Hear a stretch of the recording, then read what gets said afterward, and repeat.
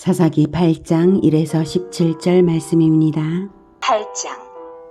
에브라임 사람들이 기드온에게 이르되 내가 미디안과 싸우러 갈 때에 우리를 부르지 아니하였으니 우리를 이같이 대접하면 어찌 됨이냐. 하고 그와 크게 다투는지라. 기드온이 그들에게 이르되 내가 이제 행한 일이 너희가 한 것에 비교되겠느냐. 에브라임의 끈물 포도가 아비에셀의 만물 포도보다 낫지 아니하냐. 하나님이 미디안의 방백 오렙과 스앱을 너희 손에 넘겨주셨으니 내가 한 일이 어찌 능히 너희가 한 것에 비교되겠느냐 하니라. 기드온이 이 말을 하매 그때에 그들의 노여움이 풀리니라. 기드온과 그와 함께한 자 300명이 요단강에 이르러 건너고 비록 피곤하나 추격하며 그가 숫곳 사람들에게 이르되 나를 따르는 백성이 피곤하니 청하건대 그들에게 떡덩이를 주라. 나는 미디안의 왕들인 세바와 살문나의 뒤를 추격하고 있노라.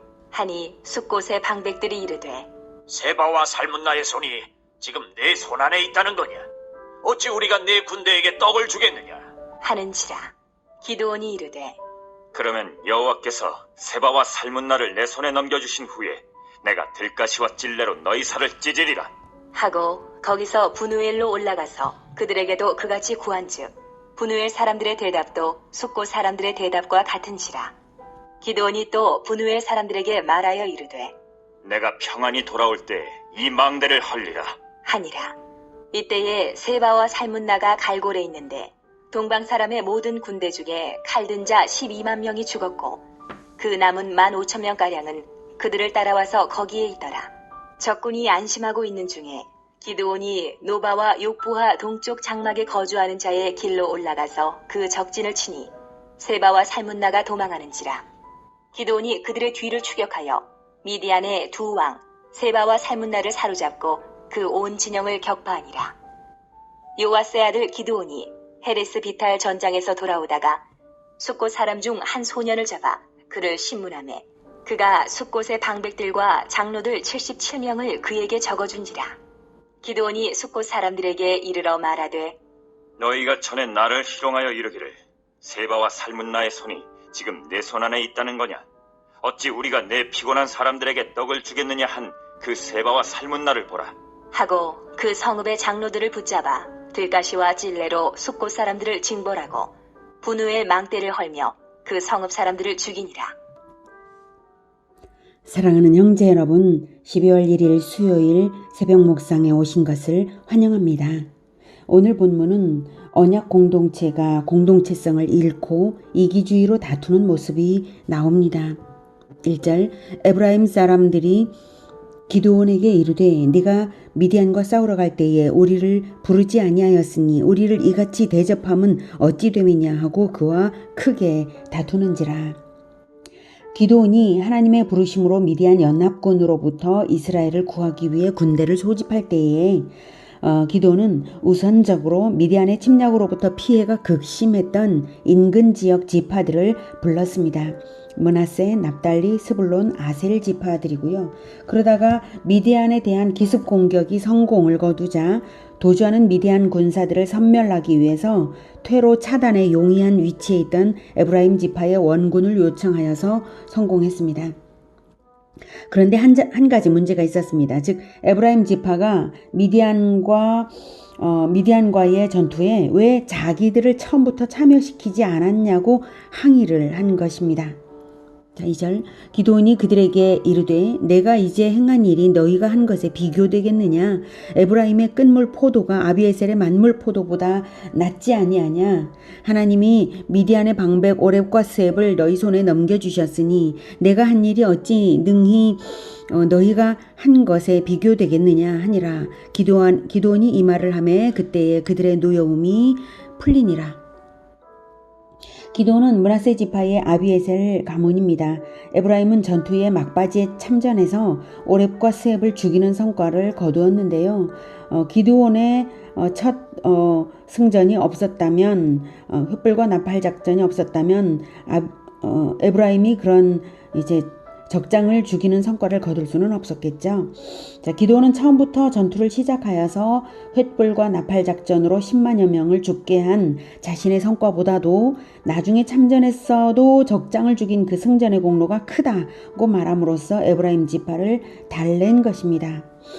에브라임의 끝물 포도는 에브라임의 나중 승전 성과를 의미하고 아비에셀의 만물 포도는 기드온의 첫 성과를 의미하는 말입니다.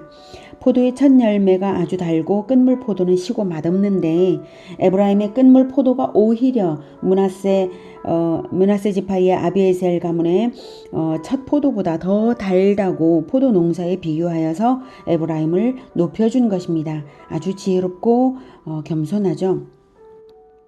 그런데 이 전투 와중에 이런 자존심 시비를 하면서 사람 사기를 떨어뜨리는 에브라임 지파의 모습이 어떻습니까? 너무 유치하지 않습니까? 오히려 지금 전투를 방해하고 있는 꼴인데 말입니다. 전투에 집중해도 모자랄 판인데 에너지를 엉뚱한 데 빼게 만들고 있죠. 인간들이 참 죄인입니다. 아무튼 기드온의 겸손한 지혜가 이런 어려움을 술렁 넘어가게 하고 있습니다. 4절 기드온과 그와 함께한 300명이 요단강에 이르러 건너고 비록 피곤하나 추격하며 그가 숫곳 사람들에게 이르되 나를 따르는 백성이 피곤하니 청하건대 그들에게 떡덩이를 주라. 나는 미디안의 왕들인 세바와 살문나의 뒤를 추격하고 있노라 하니 네, 지도를 보시면서 보죠.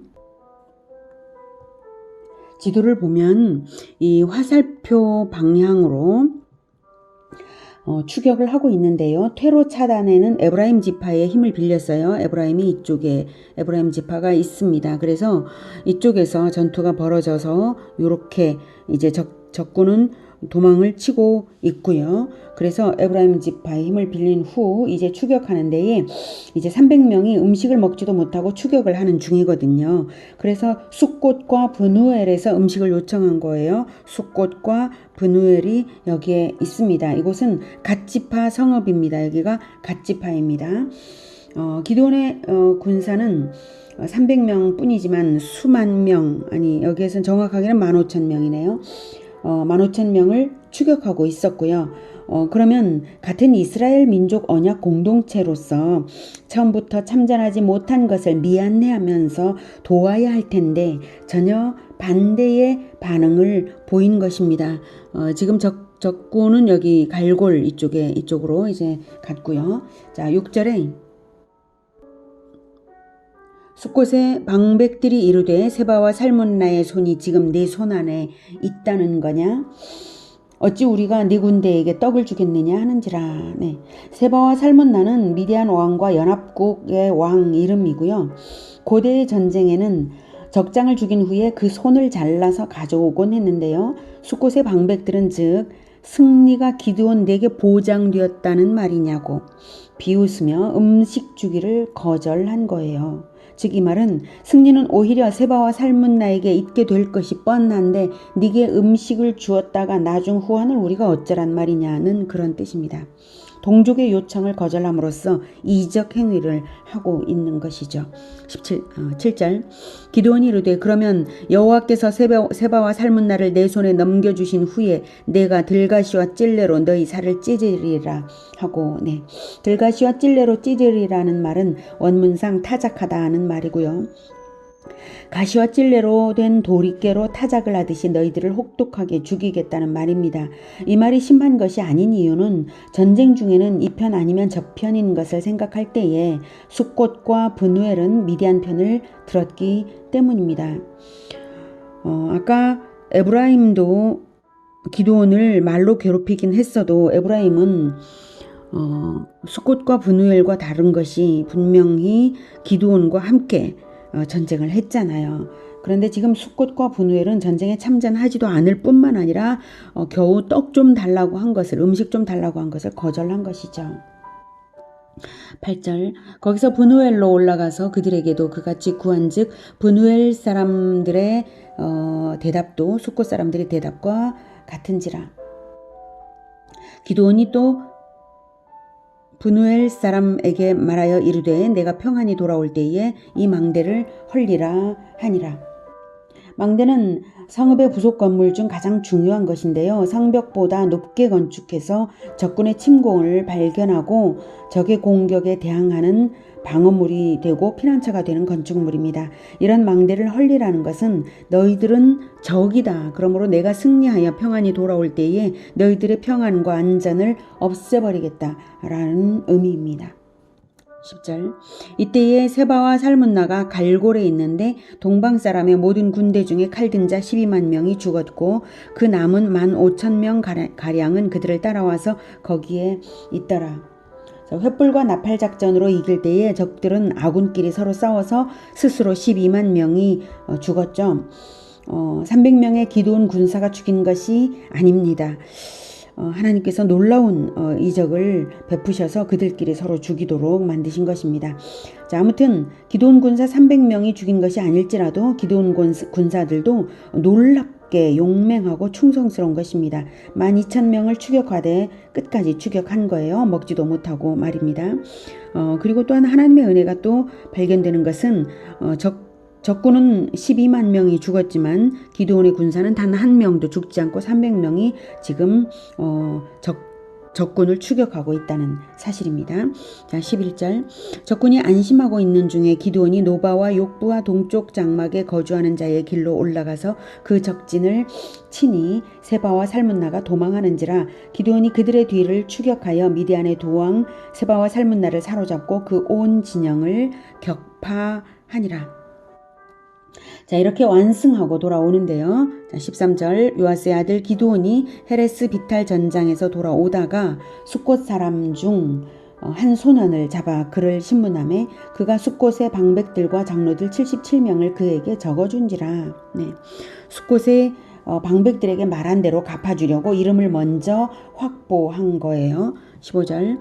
기드온이 숫곳 사람들에게 이르러 말하되 너희가 전에 나를 희롱하여 이르기를 세바와 살문나의 손이 지금 내 손 안에 있다는 거냐. 어찌 우리가 네 피곤한 사람들에게 떡을 주겠느냐 한 그 세바와 살문나를 보라 하고 그 성읍의 장로들을 붙잡아 들가시와 찔레로 숫곳 사람들을 징벌하고 브누엘 망대를 헐며 그 성읍 사람들을 죽이니라. 이렇게 말한 대로 기드온은 숫곳과 브누엘을 징벌했습니다. 기드온의 처사가 너무 심한 것 아니냐는 생각도 들죠. 자, 우리가 알아야 할 것은 영적 전쟁에서는 두 편밖에 없다는 것을 생각해야 합니다. 예수님 편 아니면 마귀 편입니다.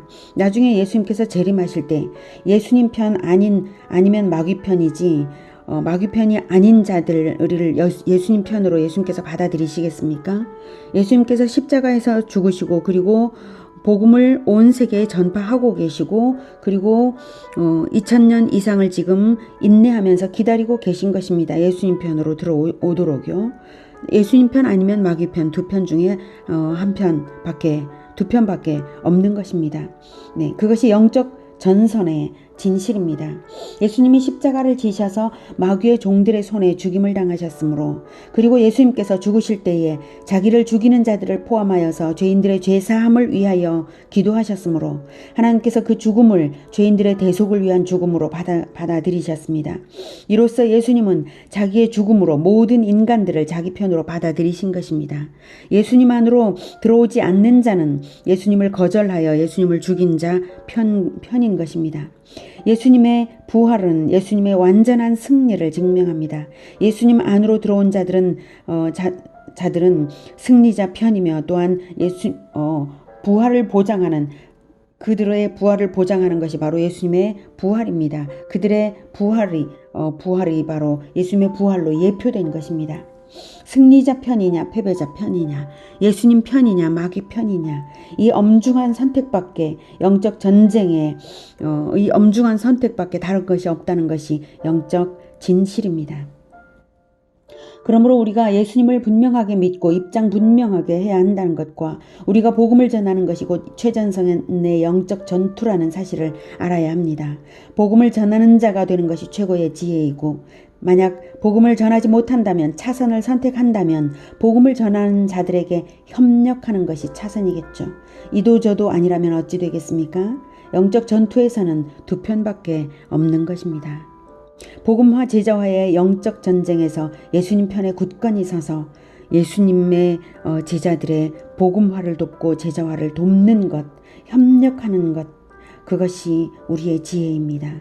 우리 모두가 복음화 제자화의 영적 전쟁에 적극적으로 나서거나 또는 협력하는 그러한 우리 모두가 되기를 축복합니다. 기도하겠습니다. 하나님, 영적 전쟁은 복음화 제자화의 전쟁입니다. 우리가 이 영적 전쟁에 적극적으로 나서서 가장 열심히 복음화를 하고 가장 열심히 제자화를 하고자 합니다. 300명이 12,000명을 쫓아가는 그 300명처럼 우리가 우리의 육신을 아끼지 않고 우리의 세상적인 삶으로 되돌아가지 않고 우리의 생명을 아끼지 않고 복음화 제자화에 나서고자 합니다. 하나님, 우리가 이렇게 나설 때에 복음화 제자화를 돕는 자들을 늘 붙여주시옵소서. 그리하여서 모두가 함께 예수님 편이 되어서 영적 전쟁에 함께 승리하는 그러한 우리가 되게 주님 도와주시며 우리가 결코 나태하지 않도록 오직 예수님 편에 굳건하게 서도록 도와주시옵소서. 예수 그리스도 이름으로 기도드립니다. 아멘. 이어지는 시간은 개인 기도 시간입니다.